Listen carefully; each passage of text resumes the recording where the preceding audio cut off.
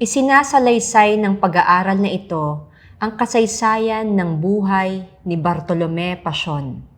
Isinilang siya noong 1928 sa isang pamilya ng mga kasama sa isang tradisyonal na asyenda sa Mabalacat, Pampanga, na sa murang gulang ng 14 ay sumapi sa gerilyang samahang Hukbalahap o Hukbong Bayan laban sa Hapon, at sa kalaunan ay sa Partido Komunista ng Pilipinas o PKP, at sa armadong grupo nitong Hukbong Mapagpalaya ng Bayan o HMB.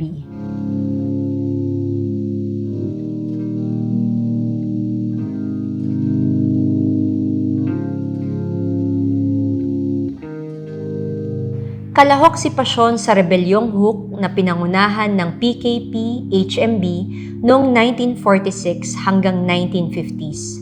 Sa kalaunan, naging kasapi siya ng Komite Sentral at Politburo ng PKP.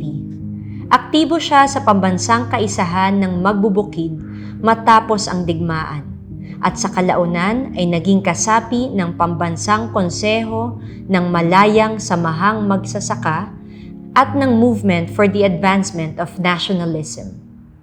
Noong panahon ng batas militar at matapos yon, pinagpapatuloy niya ang mga gawaing pag-oorganisa ng magsasaka at pakikipag-ugnayan sa iba't ibang NGO at organisasyong masa.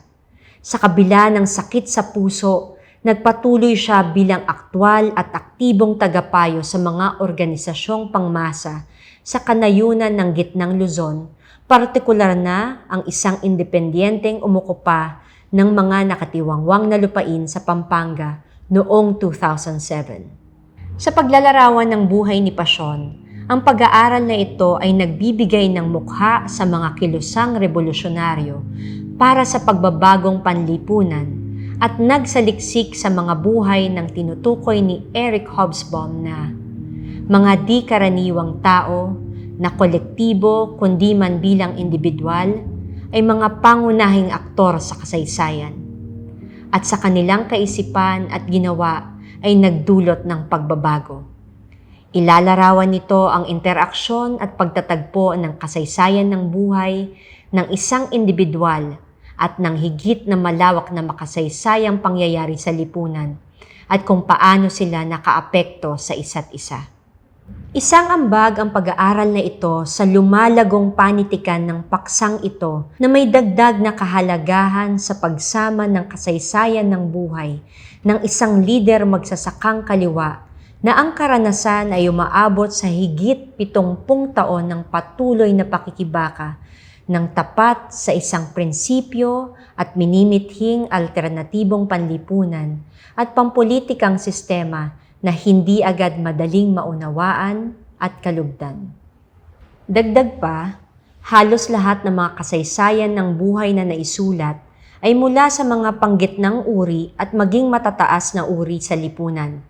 Marami pang kwento ang kailangan upang ilarawan ang buhay ng mga nagtrabaho sa laylayan at hindi na pag-uusapan sa publiko.